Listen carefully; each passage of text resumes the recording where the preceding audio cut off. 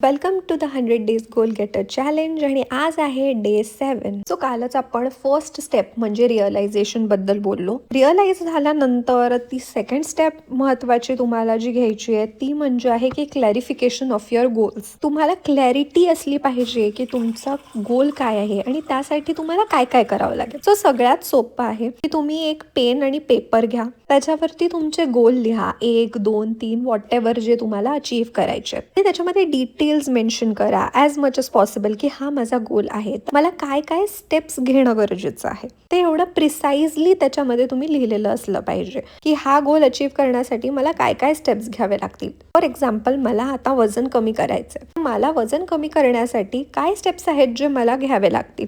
So मला असं वाटलं की फर्स्ट इम्पॉर्टंट स्टेप माझ्याकरता असणार आहे एक्सरसाइज, कारण त्यामुळे मी जरा हेल्दी आणि फिट पण होईल. आणि सेकंड स्टेप आहे डाएट फॉलो करणं, जे की मी हळूहळू करणार आहे फॉलो, कारण की ते असं असतं ना की आपण एकदम गोष्टी अंगावर ओढवून घेतल्या की होतं असं एक ना धड आणि भारंभार चिंध्या. म्हणूनच एक एक गोल स्टेप बाय स्टेप जायचा. तो पुढच्या स्टेपसाठी उद्या भेटूया. तोपर्यंत लाईक, शेअर आणि सबस्क्राईब करा.